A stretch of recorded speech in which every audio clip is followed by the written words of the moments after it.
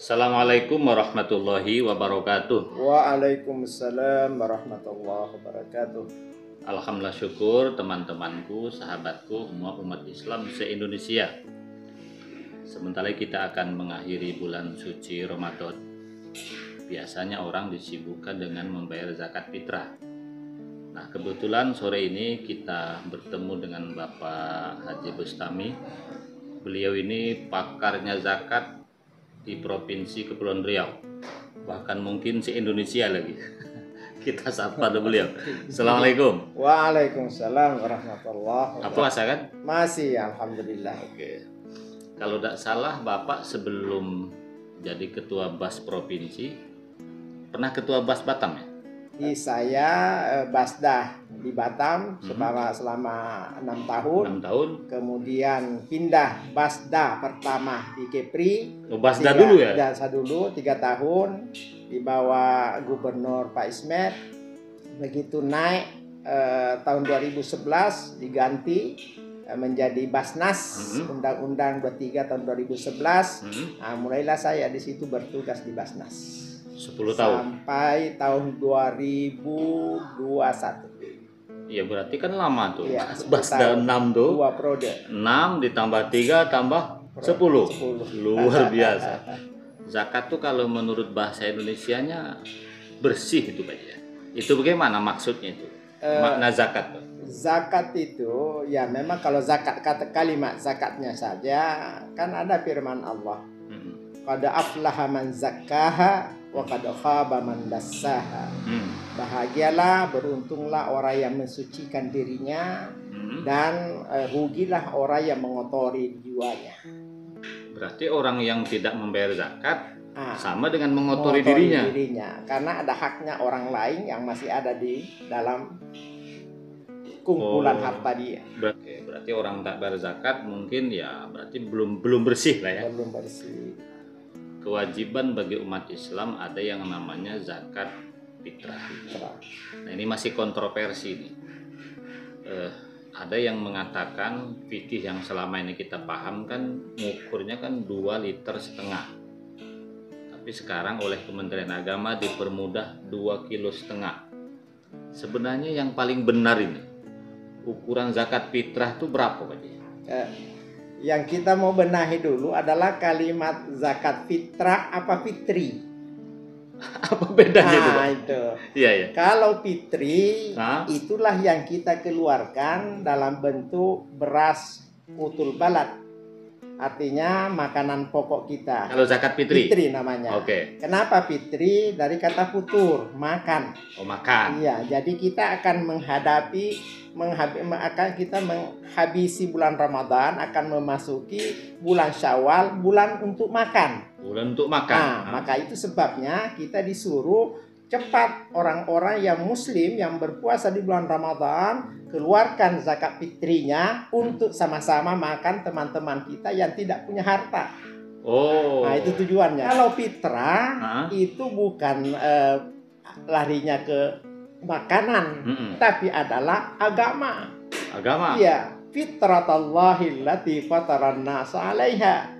Ciptaan Allah yang namanya agama yang kita miliki itulah tidak ada yang bisa merubahnya ya oleh manusia atas ciptaan Allah. Nah, kalau kita sudah mengarah kepada kalimat fitri, zakat fitri, nah di sini ada beberapa persoalan. Yang pertama, para mazahibul arba'ah berbeda-beda. 4 mazhab beda. 4 mazhab beda. Tapi 3 mazhab sepakat bahwa adalah dari sumber kutul balad. Makanan pokok. Iya. Jadi 3 mazhab ini Imam Syafi'i, Ahmad bin Hambal, kemudian Imam Malik mengatakan bahwa kalau zakat fitri itu adalah dari sumber makanan pokok. Kebetulan pula di zaman Nabi makanan pokok pada saat itu adalah kurma, gandum dan seterusnya. Nah, sekarang kita tinggalkan negeri Arab, kita lari ke Indonesia. Makanan pokok kita adalah beras. Nah, dari situlah makanan yang kita keluarkan. Nah, sekarang ukurannya. Ini beda-beda lagi. Karena hadisnya mengatakan kan bukan apa namanya sak, satu Bukan sak. Satu sak itu adalah ukurannya sebegini. Kita ngambil beras dua gini tangan ya betul. Itu 4 kali ini baru satu sak. 4 kali ini Iya, satu sak. Satu sak. Nah, tapi jadi permasalahan adalah kalau tangannya Pak Mariono kecil, saya sedang lah. Sedang.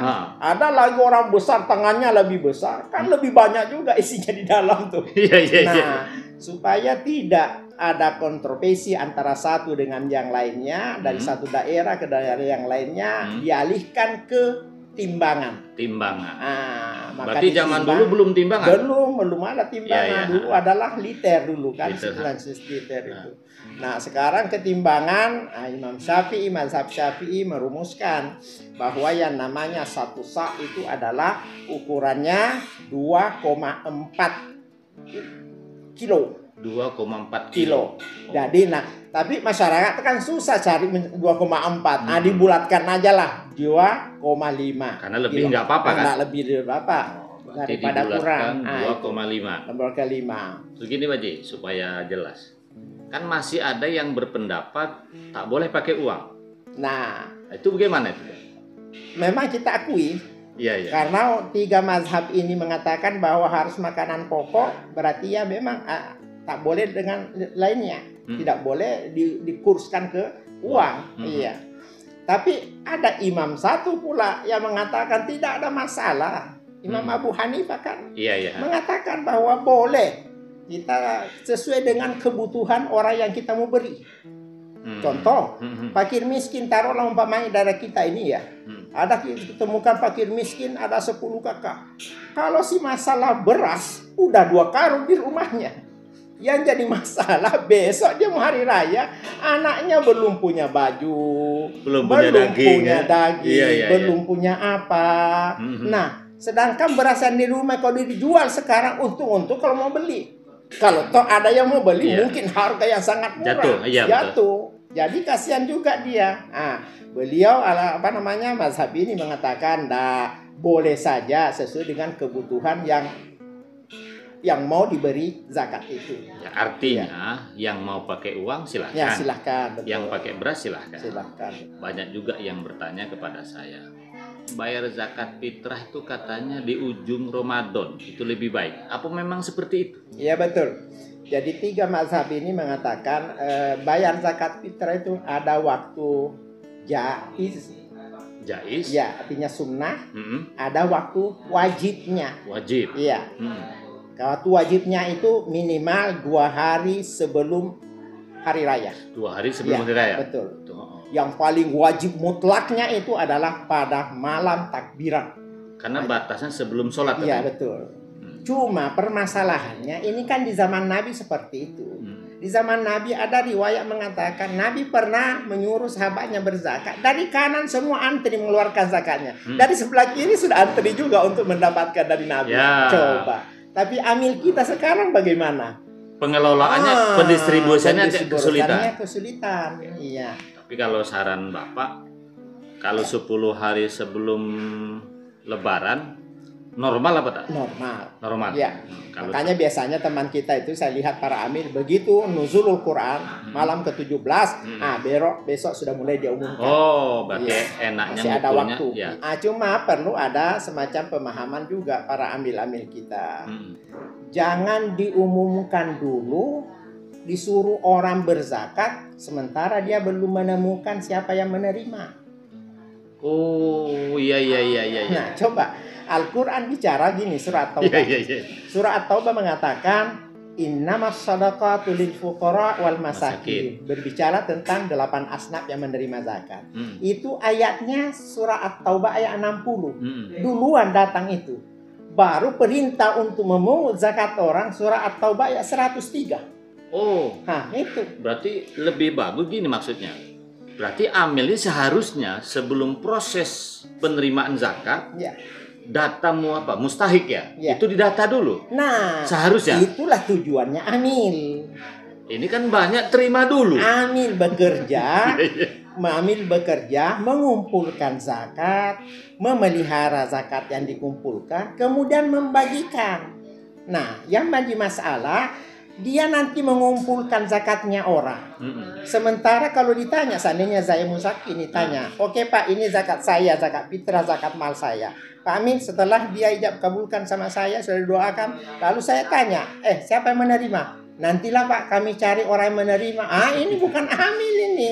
Jadi menurut Pak Haji sebaiknya data dulu siapa yang mau nerima. Betul. Baru kita nerima. Di data dulu di lingkungan di mana kita ada UPZ di situ, unit pengumpul zakat. Setelah kita temukan dari lingkungan kita itu yang mereka termasuk asnaf yang wajib yang berhak menerima zakat. Dari 8 asnaf itu kalau memang ada, kalau cuma ada 8 asnaf ya itulah yang kita umumkan bahwa asnaf fakir miskin daerah kita ada sekian kakak, kemudian asnaf gharim sekian kakak, asnaf mu'allaf sekian kakak. Jumlah mustahik kita tahun ini yang kita berikan zakat umpamanya 200 kakak atau 200 jiwa. Nah, mulailah kita sampaikan, bapak-bapak, ibu-ibu, silahkan mengeluarkan zakatnya karena sudah jelas orang yang akan menerima zakat. Kalau begitu kerja amil sebenarnya bukan hanya pertengahan Ramadan. Betul. Amil yang resmi dari Basnas itu yang dibuat sebagai UPZ itu kerjanya 5 tahun itu. Bukan 10 hari menjelang puasa, menjelang lebaran. Itu panitia zakat namanya. Ada orang bayar zakat tidak mau mulai amil. Katanya lebih afdol langsung. Iya. Ini sepengetahuan Bapak, adakah ketentuan bahwa bayar langsung lebih afdol? Itu bagaimana? Nah, kalau hanya sekedar meminta sah apa tidak, pasti sah. Dua-duanya sah. Dua-duanya sah. Tapi nilainya di sisi Allah beda. Nilainya kok bisa begitu? Coba lihat. Kita buka surah At-Taubah ayat 103. Apa yang Allah katakan dalam firman-Nya? Khudz min amwalihim. Ambil zakat mereka itu. Oh, berarti perintahnya ke amil. Betul. Sadaqatan tutahhirum wa tuzakkihim biha. Sedekah namanya, apakah zakat namanya, ada apa infak namanya? Tutahhiruhum. Kalau zakat harta yang kau ambil waktu mensucikan hartanya, membersihkan hartanya. Waktu zakihim, kalau zakat fitrah yang kau ambil buat mensucikan jiwanya. Tapi amil, setelah kau ambil jangan diam saja. Wasalli alaihim, doakan orang yang berzakat itu. Berarti setelah orang bayar zakat, kita doakan dia. Iya. Langsung Allah mengatakan, kalau kamu doakan, inna salataka sakan wasalli alaihim inna salataka sakanul lahum. Doa yang kau sampaikan tadi hamil, seketika itu Allah turunkan rahmatnya kepada orang yang berzakat itu. Wallahu sami'un alim. Allah maha mendengar doa yang kau sampaikan dan Allah maha tahu isi hatinya orang yang berzakat. Berarti etikanya bayar zakat itu lebih bagus melalui amil daripada langsung ke mustahik. Kemudian etika yang kedua, si penerima zakat mendoakan kepada yang berzakat. Yang berzakat. Itu perintah ayat itu. Terus, kalau kita berzakat langsung kepada mustahik tidak salah memang, tapi paling-paling yang kita temukan apa? Cuma kalimatnya satu. Terima kasih. Tidak ada yang berdoa. Tidak ada yang lain berdoa. Karena memang mereka bukan amil dia. Iya, dia memang mustahik. Tapi sisi hukum boleh. Boleh. Tidak ada masalah. Terus gini, ini cerita amil. Ini yang kontroversi. Sebenarnya hak amil ini berapa sih? Karena di beberapa tempat kemarin ribut, Kementerian Agama pernah mendamaikan. Bagian amil lebih banyak daripada orang miskin. Menurut Pak Haji, berapa sih amil itu pantasnya dapatnya? Gimana pengaturannya? Sebenarnya memang kita inginkan amil-amil itu alal muzaki. Itu dulu. Amil yang itu menjadi amil itu adalah orang-orang yang punya harta, orang kaya. Bukan orang yang butuh. Jangan jadi amil itu adalah termasuk fakir miskin golongan di situ. Tapi tidak dilarang ya, cuma untuk memudahkan. Tapi kalau umpamanya dia orang kaya, karena memang haknya kan dari 1/8 itu adalah 12,5%. Berarti hak amil 12,5%. Termasuk kalau fitrah juga? Iya, termasuk semua zakat. Iya. Cuma jangan dikira 12,5% untuk masuk di kantong amil semua. Tidak. Mencatat. Oh, berarti survei, proses itu. Iya, betul. Semuanya di situ. Operasional ada di situ semua. Kemudian cetak buku-buku apa semua dia ambil dari situ. Gambarannya gini, anggaplah dapat kalau beras ya, Iya. 1 kintal, berarti 100 kilo. Berarti hak amil itu 12 kilo 5. Iya. Itu mulai untuk transportasi dia, Iya. pengeluaran catat, pena, Betul, segala iya, sudah di situ. Betul, ada di situ semua. Oh, ini banyak juga, kebanyakan ngambil. Jadi memang kelihatannya angka 12,5% itu besar memang. Tapi begitu sampai di kantongnya para amil itu sedikit. Iya. Karena dipakailah beli cetak apa semua ATK di situ harus dia siapkan. Karena ada kwitansi apa segala, bukti pembayarannya orang. Itu kan harus dicetak semua. Terus gini Pak Ji, yang dimaksud amil nih apakah namanya yang tercatat oleh pengurus masjid yang namanya ditempel? Apa orang yang bekerja? Kadang-kadang hanya sekedar ngopi-ngopi udah jadi amil. Itu gimana sebenarnya? Amil itu apa? Makanya setiap masjid yang membuat unit pengumpul zakat memang ditanya dulu. Anda bisa jadi amil? Bisa Pak. Ada waktu untuk bekerja. Oh, jadi bukan namanya tercantum. Bukan nama, karena amilun amilina alaiha itu bahasa Arab dari kata amila. Amila bekerja. Kalau tidak bekerja untuk zakat mengumpulkan dan menyalurkan, bukan ambil. Walaupun namanya tercantum. Namanya tercantum. Karena kan begini saya lihat SK UPZ ada yang dari BAS, ada yang dari masjid. Artinya walaupun namanya misalnya penasehat, pengawas, kalau tak bekerja, tidak ada hak di situ. Oh, berarti yang wajib, yang bisa mendapat hanya yang bekerja. Yang bekerja, betul. Bukan namanya yang tercatat. Bukan nama yang tercatat. Nah, ini juga memang harus diperbaiki ya di UPZ kita. Jangan karena dianggapnya sebagai orang tua, ya udah ditokohkan di situ, cantumkan namanya sekalipun tidak bekerja, enggak. Harus hadir juga. Ya mungkin kerjanya dengan anak muda beda ya. Mungkin dia bagi tugas. Yang jaga di kantor, yang mendoakan mungkin orang tua itu tadi. Yang turun ke lapangan adalah anak-anak muda itu. Bagi tugas. Bagi tugas. Nah, itu sudah termasuk bekerja juga. Nah, itu.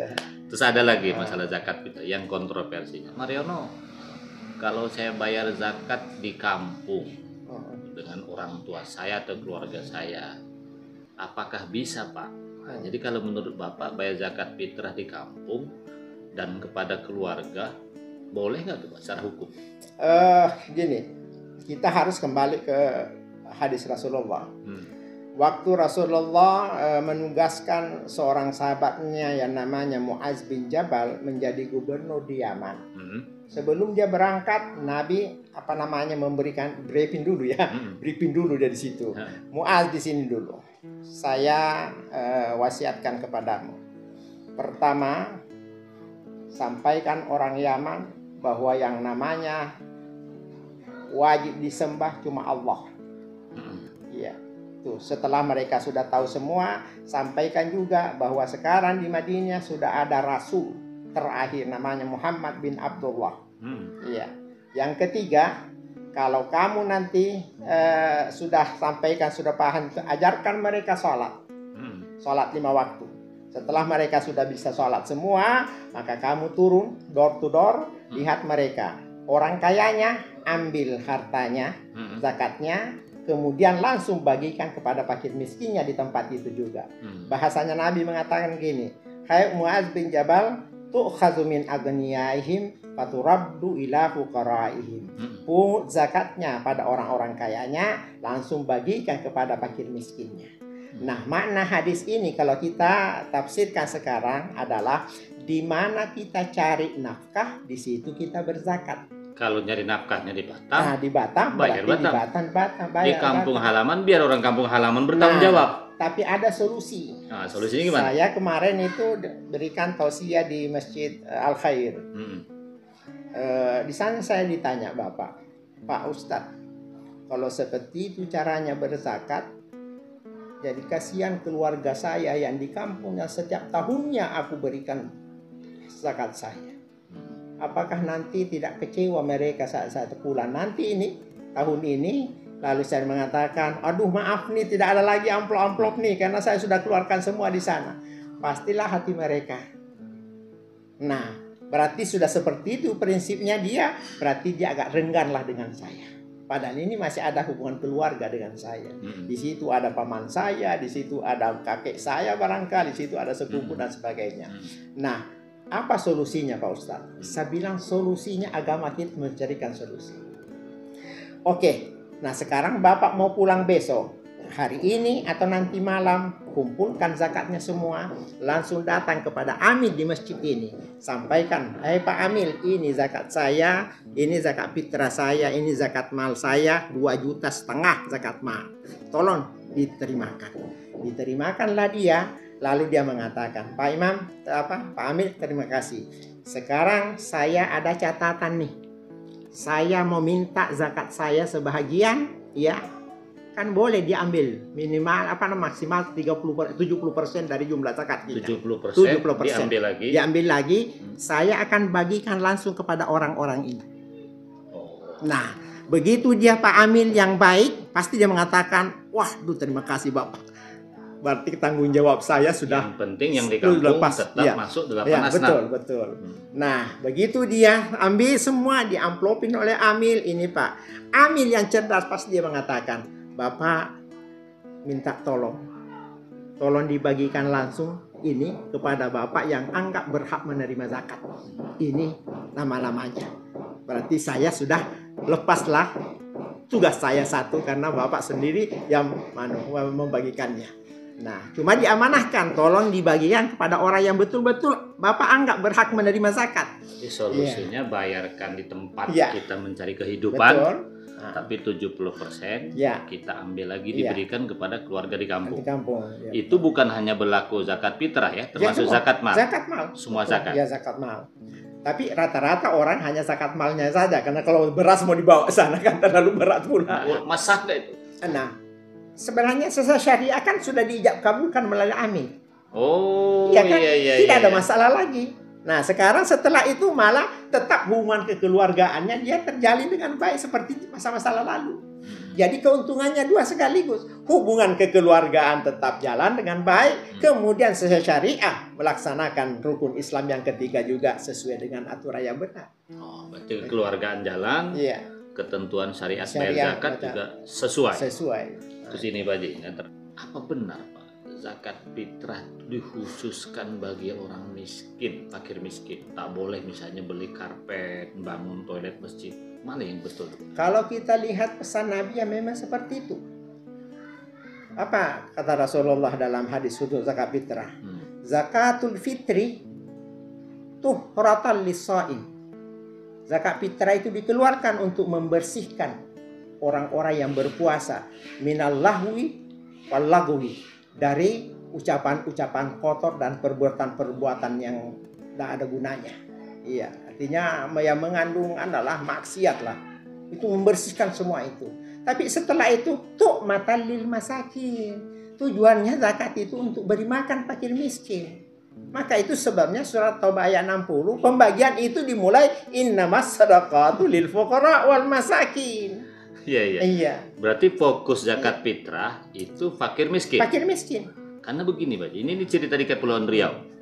Jadi pengurus masjid setelah mengambil zakat disepakati untuk meneruskan pembangunan kubah masjid. Tapi disepakati dulu kan masyarakat gitu. Saya tegur, kan sudah kesepakatan. Gimana? Menurut Pak Haji gimana itu? Nggak bisa. Karena sudah walaupun Nabi, ada kesepakatan. Nabi sudah mana yang kita mau laksanakan? Kesepakatan orang apa kesepakatan Nabi? Oh, iya. Kesepakatan Nabi lah harusnya. Harus kita sepakat dengan Nabi daripada sepakat dengan orang-orang yang jadi walaupun sepakat kalau salah tak bisa dilaksanakan. Tidak bisa karena bertentangan dengan syariahnya. Ya, sedangkan ini adalah perintah rukun Islam lagi. Iya. Nah, kecuali seandainya yang dikumpulkan itu adalah zakat mal. Beda. Zakat mal beda. Beda. Kalau zakat mal itu kan bisa merambah kepada 8 asnaf. Bisa ke fisabilillah, bisa ke ibnu sabil. Ya tergantung daerah setempat memahami fisabilillah itu. Iya, seperti di Aceh contohnya. Mereka memahami zakat harta itu adalah fisabilillah, hanya membangun masjid dan musalla. Kenapa? Karena itu yang paling dibutuhkan masyarakat pada saat itu. masjid banyak terbengkalai, musalah banyak tak selesai pembangunannya. Ya, menunggu orang, sementara orang yang datang berjamaah di masjid itu atau di musalah itu semuanya mustahik. Iya. Terus ini Pak Haji, masih banyak terjadi di kita, terutama di kampung. Orang ini membayar zakat dengan kiai, dengan ustadz. Alasan yang membayar pengabdian, berbakti. Nah, saya pernah nanya juga dengan kawan saya, ustadz. Itu kan mau saya bagikan juga kepada murid-murid yang tidak mampu atau yang lain. Berarti posisi saya itu sebenarnya amil, bukan sebagai ustadz. Dan nyaris hari ini masih ada itu. Nah, menurut Bapak kalau orang rame-rame bayar zakat ke guru ngaji itu gimana sebenarnya? Kalau dulu kan tidak ada amil ya. Terserah masyarakatnya kemana dia mau berzakat. Ya, zaman dulu ya. Dan dulu rata-rata memang imam setempat atau guru ngaji setempat itulah biasanya zakat ngumpul di situ. Sementara tetangganya fakir miskin tidak ada yang kasih. Iya, betul. Karena memang tak dikenal, kemudian dia ya masyarakat lemah lah. Nah, kita harapkanlah sekarang yang jadi ustadz di kampung, yang menjadi kiai di kampung, jadi imam di kampung itu paham tentang rukun Islam yang ketiga ini. Iya, betul. Ya, kalau dia mau menerima zakat, ya sampaikan juga masyarakat. Oke, saya kumpulkan, saya sebagai amil lah. Berarti posisinya jadi amil dulu. Jadi amil, ya. Oke, silahkan. Nah, setelah itu nanti mungkin ada teman-temannya sampaikan. Nah, tolong ambil catatan di daerah kita ini orang-orang yang duafa, fakir miskin. Ini banyak beras ini ngumpul, kasihkan mereka. Saya tidak berhak semua. Tapi nampaknya saya terserang ini, saya pernah juga mengalami seperti suatu kampung. Begitu orang tua tanya, orang-orang yang pintar tentang zakat, Pak Imam, kok kenapa berkarung-karung beras di rumahnya ini tidak dibagi kepada fakir miskin? Padahal mereka itu banyak yang berhak menerima. Apa dia bilang? Saya tidak minta sama mereka. Mereka datang sendiri ke sini membawa zakatnya. Berarti saya disuruh menerima kan? Berarti kan terima hak saya kan? Coba. Kenapa? Karena termasuk Pak Imam yang tidak paham tentang masalah rukun-rukun zakat ini. Artinya begini, saya juga sependapat. Kalau dulu memang waktu saya masih kecil, amil nggak ada. Tapi kalau sekarang kan sudah ada amil. Sudah amil. Artinya para ustadz-ustadz, khususnya yang di kampung ya.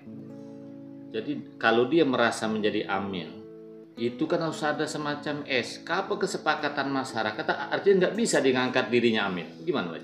Kalau hanya masyarakat mengangkat dia, berarti panitia zakat untuk bulan Ramadan saja. Dia tidak berhak mendapatkan 12,5%. Hak amil itu bagi dia tidak ada. Makanya kalau masyarakat melantik seperti itu menjadi panitia zakat, maka kalau mau diberi dia hanya berikan dari infak sedekah saja. Berarti kalau dia menerima juga, hak amil tak dapat? Tidak bisa ambil. Haram dia ambil itu. Karena yang namanya amil itu adalah keputusan pemerintah, ya, di mana mau dipungut zakat itu. Ya seperti di Batam inilah, maka keputusan pemerintah. Nah, siapa yang pemerintah manahkan untuk membuat amil zakat UPZ zakat di kabupaten di daerah ini, maka Basnasnya yang berhak membuat UPZ di masjid. Semua yang dibuat oleh Basnas keputusan berapa orang yang dicantumkan di situ, itulah yang berhak memungut zakat dan menyalurkan zakat, dan berhak juga mendapatkan bagian amilnya 12,5%. Kalau begitu masih banyak belum pembinaan. Banyak sekali, banyak. Oke, tapi kan kadang-kadang orang bayar zakat fitrah, misalnya kalau diuangkan katakanlah 365.000. Iya. Bawa duit 400, sisa 35. Nah, yang 35.000 impak. Nah, mungkin yang impak itulah boleh dari keluar fakir miskin. Boleh.